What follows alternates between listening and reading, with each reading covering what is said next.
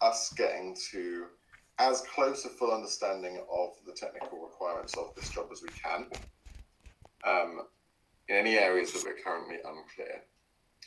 Now, when we last met with them about integrations, I think that we all came away from that meeting pleasantly, if not surprised, feeling like there was ultimately probably less to do to integrate all of these than we thought initially. That doesn't mean that we should be blasé over this, and it does mean that we should look for any areas that we can maximize their return from these platforms. Now, I think that the way that makes sense to do this call at this point is, again, for us to probably go through our t-shirt sizing spreadsheet and get as close as we can to an understanding for each and all of these as to where our current understanding is, what we still need to understand, what we can ask about today, and what we might still need to do. So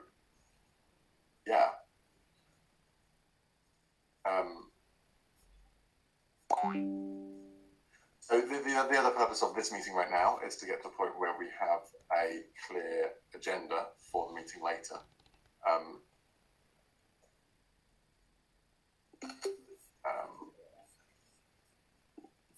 But hopefully we can get to a good place from this one. So first and foremost then, just starting from the top, we originally discussed Typeform, but we have since discussed Gravity Forms and then getting a PDF add-on for Gravity Forms. Am I to understand generally that that is not a substantial integration to do, and that really we're thinking about 2 to 3 days to get that working as intended? Yeah, I would say so. It's not a long process to get that integrated. And when we talk about the types of complexities that we have with that, is it a case of how complex, for example, the PDF is going to end up being, or how many PDFs or types of PDF they need to generate, or what makes it more or less complex? Yeah, that last bit is that does make it. Well, it all depends on how they want this PDF to generate, because like in the format of everything, of how it's laid out, what it looks like. That's what I don't know the limitations on this add-on. I know it can generate a PDF from the form or whatnot. It's just the limitations of how it looks and it's laid out. So I think that's the biggest one with this. My expectation, and we can ask them this today. Can I just check? Where we should be making an agenda while we're there, while we're here, shouldn't we? That's what I'm doing as I go through. You are doing it, okay. Do feel free to also feed into that, because I'm Can you share a doc with me? Yeah, I think that's a good idea, actually. Sorry, I'll do that. What my expectation is, and I'll just share this while I'm doing this, is very much that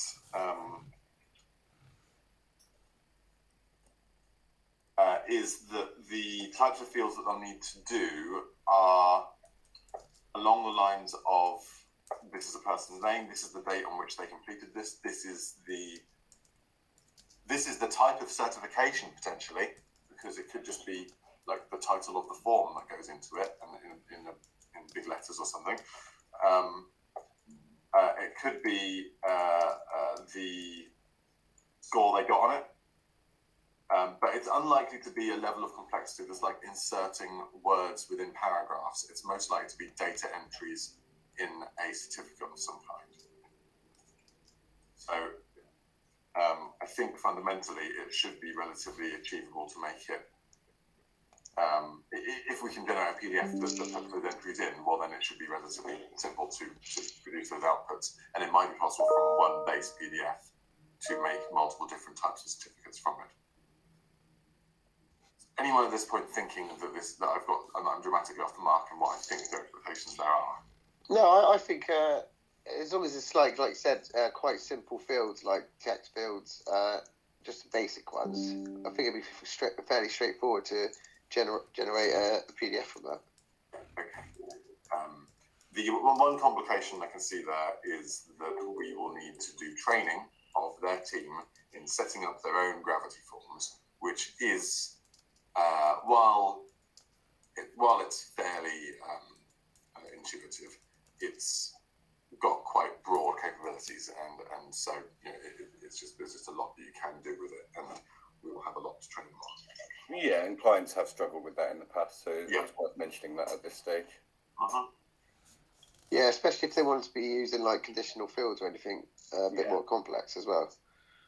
Yeah, which I imagine they will do. So I think that might be something that we need to go through with potentially a task owner for that in detail, as opposed to a broader team, and then they can be the champion of that internally to teach other people to do it as they need to. But we can discuss that when we talk to them today. Okay, fine. GTM is insignificant. We don't need to worry about that whatsoever. Blue Conic is next. How have we found Blue Conic to be so far? I haven't logged in yet. I plan to do that today. I think you sent me the details for that. Yeah. In terms of what's integrated on the site, like I mentioned before, is it's just script tags in the header and footer. And the only thing I need to check within the Blue Conic is if there's any configuration which needs changing within their systems, and whether it generates new script tags or if we can just use existing ones there. Yeah, so a couple of things here that I think I'd like to touch upon. Firstly, this is the customer data platform. Ultimately, it's providing a load of stuff along the lines of personalized content based on behavior, just a broad kind of set of impacts. Now, they mentioned previously they recommended us do a session with a guy called Steve Laws, who we've not spoken to yet, but was likely to take place. I think that's likely to take place following this meeting round before it. I think it can do an awful lot, and I think this is part of the consideration with it. But what I think you'll need to just consider when you log in is it as a platform integrated with any other of the third-party platforms, because it's not necessarily up to us to do that, if so, but we need to be clear whether we are doing that and the extent to which those integrations within integrations could cause us bother. Just while I'm here, one of the things that we did sort of promise them about the work that we do between last time and this time is that we would go in and make the tech diagram more complex. And I spent a little bit of time yesterday evening doing this. I don't think I've got everything in there. I'll just share my screen. But you can see I've put dotted lines anywhere that I've been, unless I don't remember doing that one. That dotted line should be solid. I put dotted lines anywhere that I've kind of added things in for now. So Evolock potentially integrates into Discus, according to according to the last meeting we had with them. The CPD something's happened there. Miro has a bug at the moment where you can end up creating things you don't mean to and moving stuff around you don't mean to, which is bloody brilliant. So the CPD gravity forms data, I believe, will feed into Blue Conic still, or into Evolock. I'm not quite certain as to the relationship between those two. This registration and subscription data, I believe, passes from Evolock to Blue Conic, but whether the thing you technically access when you sign in is one or the other, I'm not certain at this point. I think it's probably going to be Blue Conic. PDF form output that's not in the kind of broader data mix, but it's and output all the same. I see that there's another one there where Miro's done this bug thing. Nativo promotion interaction just feeds into GA as far as I'm aware. I think we need to clarify that with them because all they need to do for the reporting of that Nativo stuff, I think, is just to say back to the promoter, your article got this many reads, basically, which should be just a GA report as far as I'm aware. I've got this TEEDS in article videos that comes from Google Ad Manager. What I don't understand is how Resonance interacts with everything. So that's something for us to just touch upon today. That's the free wall. I was just scrolling down the article and how that data from the free wall feeds into anything. I don't know if it does. I don't think it does because I think all it does is feed back to Resonance and then pays Ae3 some money. But I could be wrong about that. From what you've seen, Nath, so far, is there anything else that at this point you think I should have added on to this or considered on this? No, not really, no. Okay. Let's have a really good place for that later then. Okay, so that's BlueConic. So yeah, I'd have see if you can log into there between now and later, and just we're going to ensure that it is itself integrated with any other third-party platforms. And there's particularly this question of Everlock because they haven't implemented Everlock in full yet, so it may as yet be integrated with Everlock. Script text for the config. Look at the config that could need changing within their system, and then I think we just probably need to set up a demo. To ensure that we're not missing any tricks about other things they could gain from the platform that they're not currently using. Hopefully we can set that up in the next week or so with potentially Nath Alex Dorney or something along those lines. So I don't necessarily think you need to be on that, Nick. But yeah. Anyone have any thoughts at this point on BlueConic? Only that we do have an account manager aligned with BlueConic. Is that a guy called Steve Laws, or is that someone else? No, Serdal Sayar. It looked like he got the wrong end of the stick a little bit and was thinking that we wanted to make use of BlueConic. No, we ain't doing that. We temporarily lost Nath. Yeah, fair enough. Okay, cool. Next on this list, then, it's probably worth waiting until Nathan's been able to rejoin.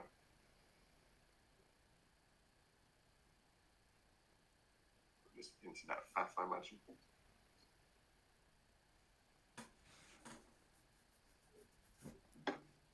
Everlock, and then that was when we lost you. So, have you had a chance to look at that yet? Have you got anywhere with that so far? Not with Everlock, no.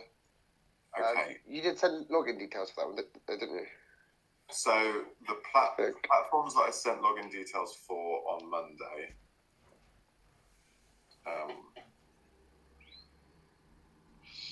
were... Yeah, apparently we won't see much from that as it's currently in development. We do have a technical doc environment from them, though.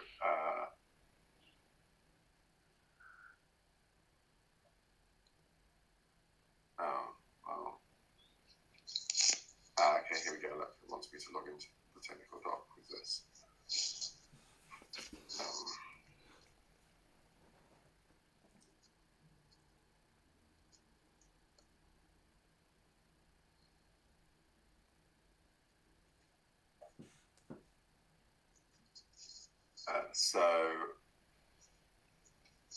Yeah, I mean, this looks like it could be a fairly in-depth one to be looking at, but like I say, that they haven't.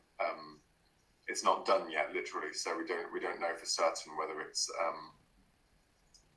the extent to which it's going to be complete in what they have right now. Well, that's not. They've not given me the right password then. That's a question.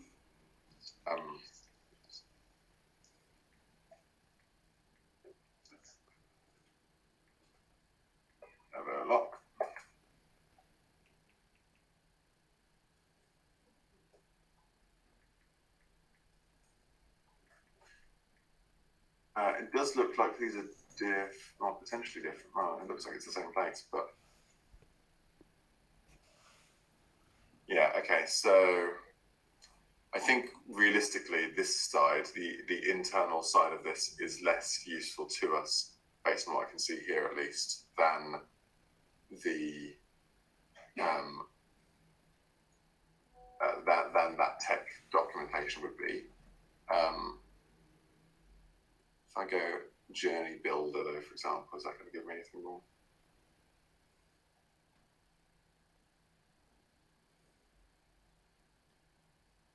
So some of this does look like it could be interesting, but the question is how. That might be something just to have a look at between now and the meeting, Nathan, and have a look through there.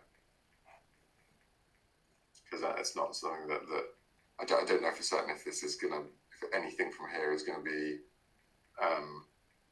useful. Events and webhooks could be useful, but there's not actually anything about the integration. So I think it's that documentation list that I wasn't able to access. That's the main thing.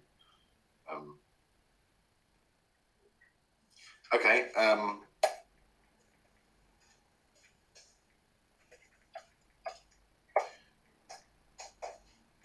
Next then, feeds. Last we spoke, Nathan, we still to look into this further. I presume that's still the case because you've not had as much time since Monday. Yeah, yeah, still the case. Yeah. Okay.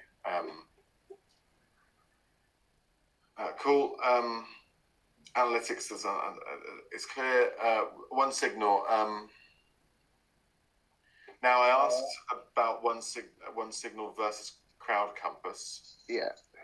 I got the following response in terms of the login for Crowd Compass, which was this in the Ae3media channel. We only use Crowd Compass for the creation of our Senate event apps. There are currently no integrations with our sites. Which that's why I could find it then. yeah, fair enough. That I think we don't need to be thinking about in a big way. That being said, we did discuss previously. I'll just put these two in. We did discuss previously that they might want to do this events site as well. Only in the case of doing the events site as well. Discuss the events site. And so that could be of use then if we're doing this separate website as well that they haven't talked to us about yet. One signal, though, you talked about one signal last time we spoke, Nathan, and it seemed like you're in a fairly all right place now because you've used it before. I think we've now got. I think we had logins for that. I think you might have had logins for that already. Yeah, I'm just struggling to understand the difference between Crowd Compass and One Signal because they seem to be, mobile event navigations where you can use for the web or mobile. I think are we talking?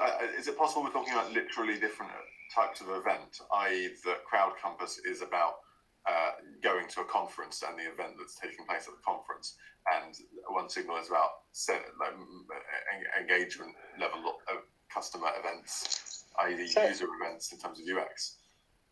So is Crowd Compass it's a sort of events scheduling sort of tool, is it? No, it's attendee engagement. So you're at a conference and you know what the event guide is, you know what the speaker is, you know where to navigate. They've got your details, what have you. Oh, so right, okay. It's about actually going to a big conference like the Excel or something and getting all this stuff about what's going on that day. So building agendas and push notifications and what have you. But it doesn't look like, I think they're just using it separately as opposed to integrating it. The question is presumably whether integrating it into the event, well, it is whether integrating it into a separate events site is the requirement here. Yeah, so if they want to do that, we'd have to see what's involved in that integration to a website. Because if they use it as standalone at the moment, I'm sure they'd want it on their events section of the website.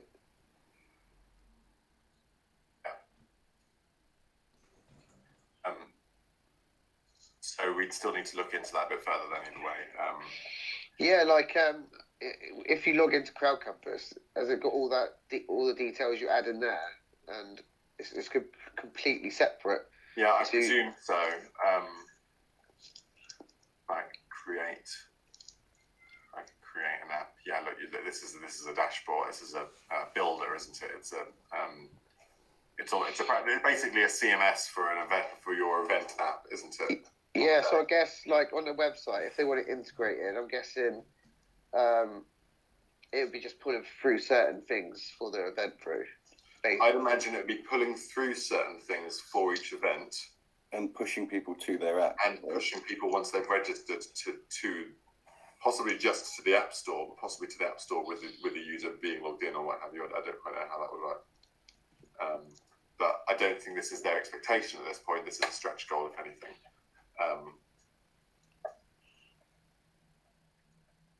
Yeah, I mean, we can consider that a lower priority because at the present there isn't an integration. Yeah. Yes, very much. Okay, so One Signal then. You've used it before. I think you mentioned this is basically just a script tag similar to Chronic, right? There's not anything. Yeah, so with One Signal, you log into it, and you first of all have to. It's the integration, whether it's for a mobile app or the web, is quite simple. So you just go through like a step-by-step process, and it provides you with an SDK script tag of the whole One Signal code, which is just one script tag.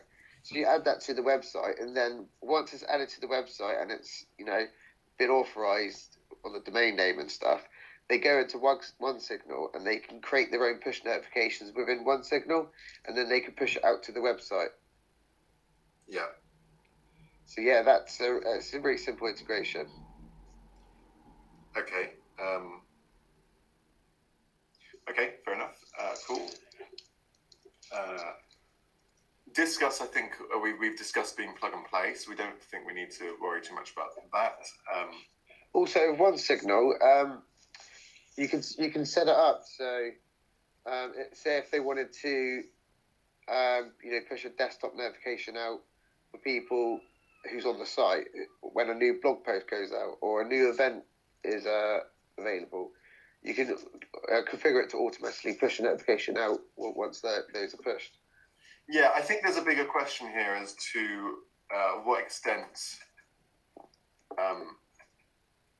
are we responsible for configuring and designing flows and outputs from these integrations, because that question as to when something is pushed to who and what the event is that's caused it and what have you. Yeah, I think we're responsible for just hooking up to the website. Yeah. But I think they will be responsible for creating the push notifications for whatever they want within One Signal. Yeah. But I think there's a question as to whether they're interested. Well, I've just written it there. Whether they're interested in having our consultation on the business logic decisions, as in, do they want us sitting on a call with them saying, well, no, you should push out something to them when they do this for maximum impact or what have you? Yeah, it's almost a UX question, isn't it? Yeah.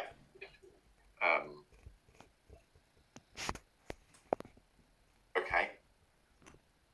Cool. No, not currently. Okay. Resonance, you've got the details for as well at this point, but I believe that is just going to be I imagine that's some sort of shortcode, because I think it will have to be added manually. But then I don't know whether that's the case, that it's being added manually, or you've probably seen it in the current one, right? In the current build. I haven't seen it in the current build. Not yet, no. So. But I haven't done a full search for it yet, though. Okay. I don't know if it's certain whether it's going to show it to me.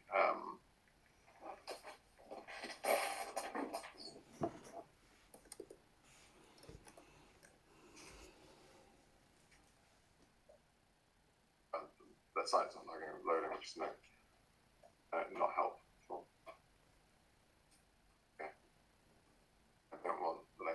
rates. I don't want to be in your one signal.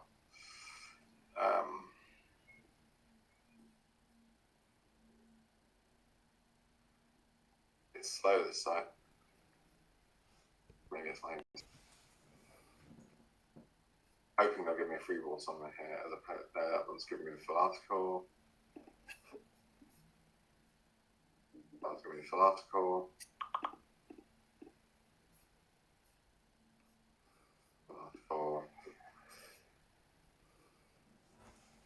Maybe not. Maybe it's not on there yet. I thought we had to know as to whether it was on there or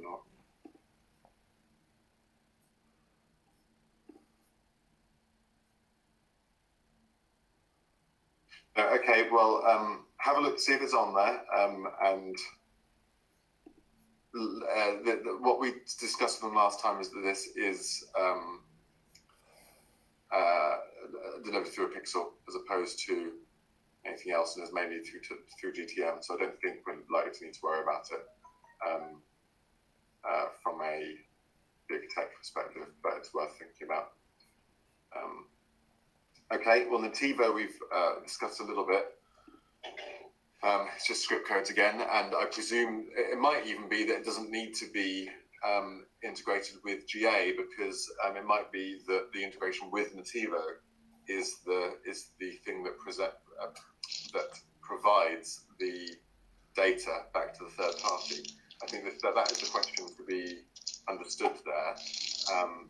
I believe we've definitely got the logins there. I think you had those before we spoke last time, hadn't you? Yeah, I've got the logins, yeah.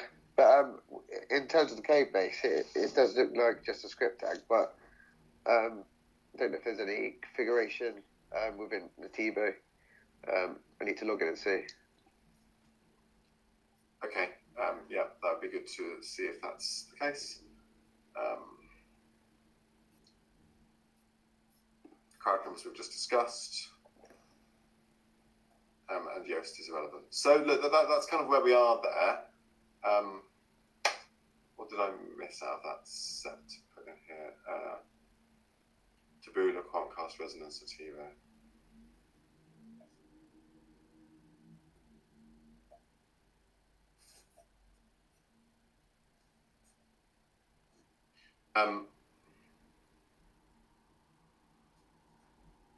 No, you've got quite a lot to look through before this meeting at 2 or 1 or 2. I don't know what your preference is as to kind of how we bulk out the rest of these questions, Nath. For those what you've just put there, I'm going to log into Resonance Nativo and get a better understanding of those two. And if we can get like a login for Everlock, because that's quite a big one to look into. Yeah, we've got the login for it, but it doesn't seem to access the technical stuff. So I'll just see if I can get access to that and see what the outputs are there. Okay. I should probably take this. Your notes as to what we should be trying to get to yesterday, Alex, probably is the thing. So time estimates for each of the integrations, questions around each integration setup, anything we can't do based on the job stories.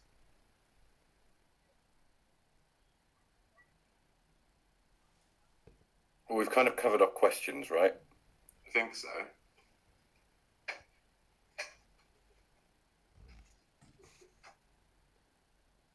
So it's probably a job stories question, isn't it?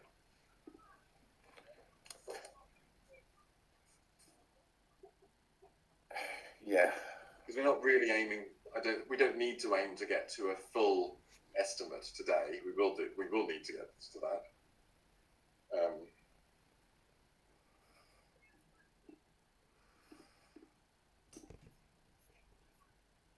To do then. So there's a couple of things.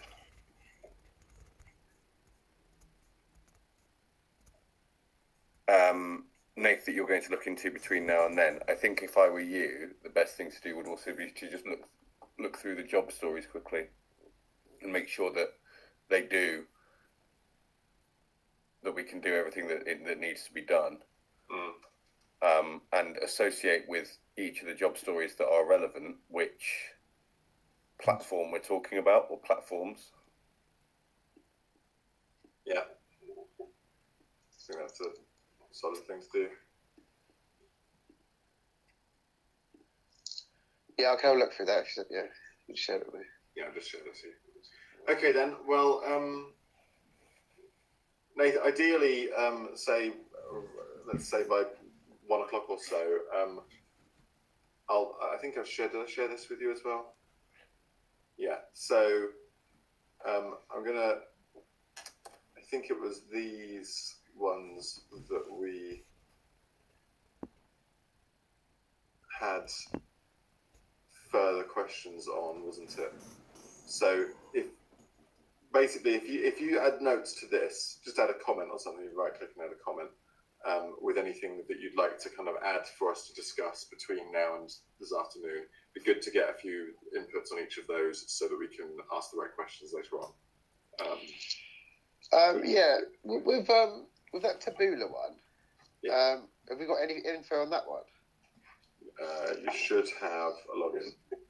Yeah, okay, because I think that's just like isn't that just like an advertising platform where it displays content relevant to wherever you're on, sort of thing. Yes. It's a revenue generator for them, isn't it? Yes. Yeah. There's a login that I've just dropped into the. Yeah, I've used something similar to that before, and it's quite easy to set up. It's not difficult, that. Yeah. I've not used that exact one, but I've used something similar. I think it's called. I can't remember the exact name of it. Outbrain.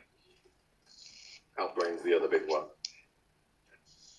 I can't remember it. But it's sort of like affiliate marketing sort of thing. Yes, I mean this isn't really. It's not really affiliate marketing. It's more kind of.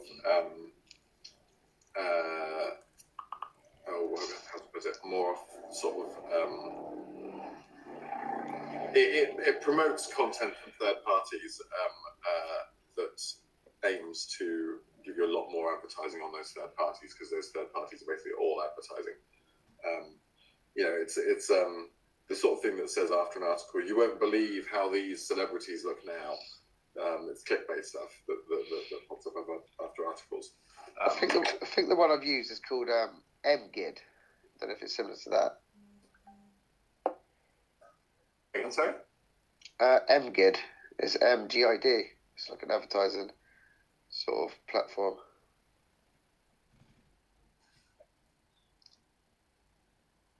Oh, I'm not getting that. Unless it's MGID. MGID should be, I think. Yeah. You getting that, Alex? MGID, Native Performance and Programmatic. Yeah, there we go. Yeah, MGID. Fine, got it. Yeah, this is the same sort of thing, I think. Like with this one, the stuff that's generated by Taboola is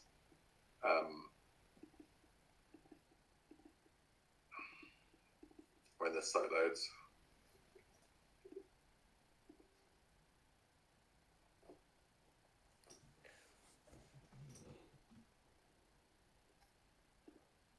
Perhaps it's like peak time for reading about money saving on a Wednesday.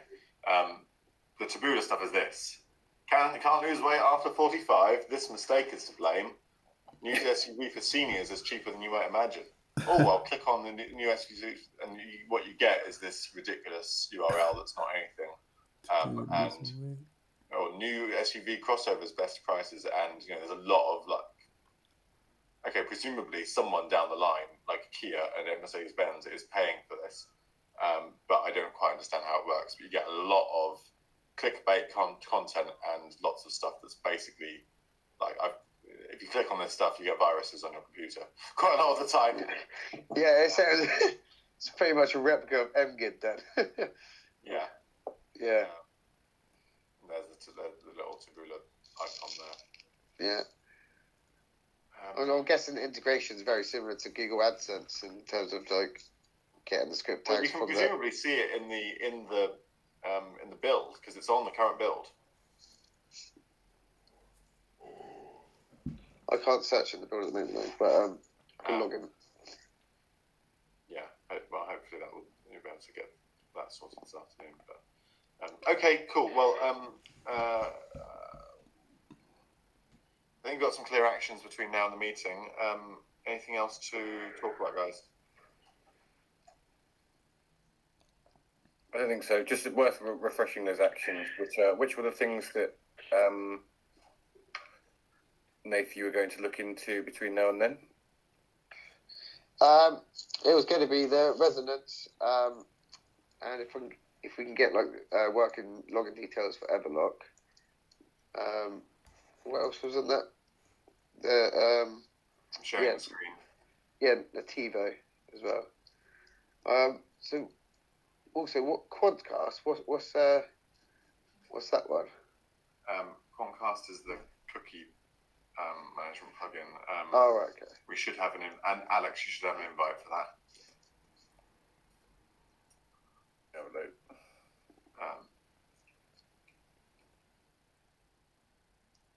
Yeah, so I was going to look at what's involved in that one as well.